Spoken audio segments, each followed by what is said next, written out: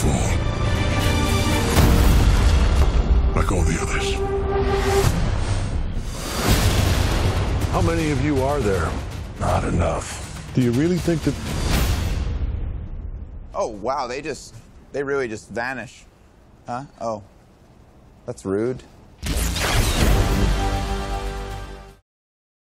Hey everybody, Reverse Flash couldn't have said it better. There's so many Justice League things that you guys have been asking me to make a video for, so I figured this would be a good opportunity because there's a lot of good things that have been happening, but because so much stuff has been happening behind the scenes, there's a lot of confusion, and because they haven't really started their Justice League marketing campaign yet. So I'll say there's a new round of the Flash Ring giveaway. All you have to do to enter is be a subscriber, leave a comment on this video. I'll announce a new winner at the end of this.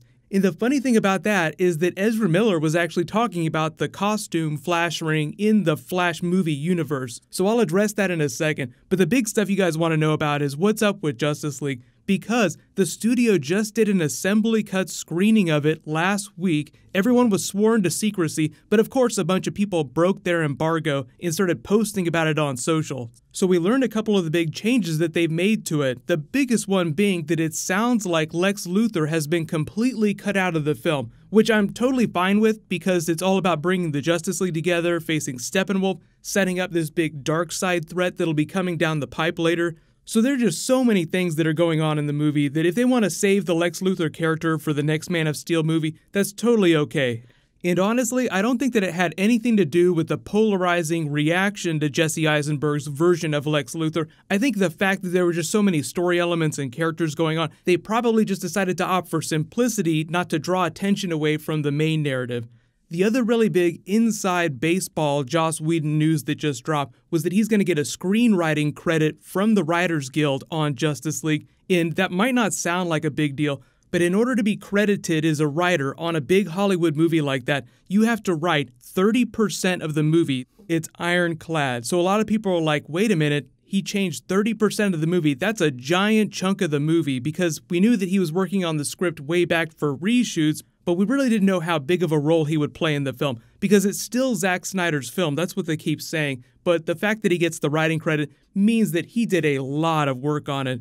So the really inside baseball explainer for that is that what probably happened is that, yeah, he changed a bunch of stuff, but the reason why he's getting that screenwriting credit is because they can't give him a co-director credit with Zack Snyder. Because, and this will sound really stupid, the Directors Guild of America doesn't allow for co-director credits. So like the Coen brothers, when they make movies together, only one of the brothers gets a director credit even if they're both directing the film. So a lot of the rumor mill on the inside is just saying that even though Joss Whedon changed a chunk of the movie, the reason he's getting that writing credit is just because of some technical stuff behind the scenes, and he didn't actually rewrite 30% of the film. But at the end of the day, everybody that saw that assembly cut this past weekend was going crazy about it. They said it was awesome, so I think it's all good news.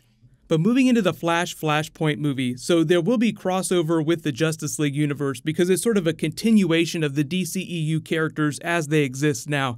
But the really cool thing that people found, like Gal Gadot had to re-sign her contract and there's all this stuff going on behind the scenes because the Wonder Woman movie did so well, is that buried in all the language is an option for her to cross over into the Flash movie. So we're going to get Wonder Woman in the Flashpoint movie, which depending on what you think they're going to do from the comics could either be really awesome or just kind of awesome. Because I think her character is great, I think she did an awesome job in that movie, and as long as the person that writes and directs the Flash movie does a good job, I think everything will be just fine. We don't know quite who that's going to be, but it seems like it's going to be Robert Zemeckis. So the dream of the Back to the Future Flashpoint movie is still alive.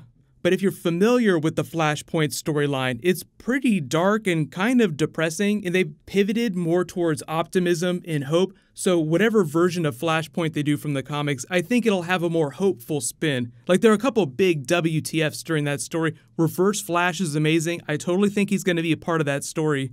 But we don't really know what DCEU Reverse Flash is going to look like. I assume that because a lot of his costume is based on Barry Allen's costume, that it'll also be more tech-based, but the DCEU seems like it's doing just fine. I think the Justice League movie is going to do great. I think for the most part, most of the main actors that you see in the Justice League movie right now will stick around for the long haul, and Ben Affleck will continue to do Batman stuff, But here's like the big asterisk. So a lot of people heard the news about the Joker movies that they're developing. There's a couple different Joker movies. If you have absolutely no idea what's going on and you're scratching your head, you are not alone. Even I was confused. I'm like, what are they trying to do? I don't understand. But the funny answer to that is that they're doing an Elseworlds situation where you have stories that are not set in the DCEU. Then Warner Brothers goes after big Oscar-winning directors, actors. They don't necessarily want to sign 6-picture deals, so they can get a Joker movie with, say, Leonardo DiCaprio, and he doesn't have to sign his life away for 10 years in the way that Ben Affleck did when he signed on to do Batman. Because it's just a fundamental truth that some of these bigger, more popular actors just don't want to sign their life away for 10 years at a time. So it's like, I want to do one movie and then that's it. So that's probably why DC is trying to do these spin-off films that aren't connected to the DCEU.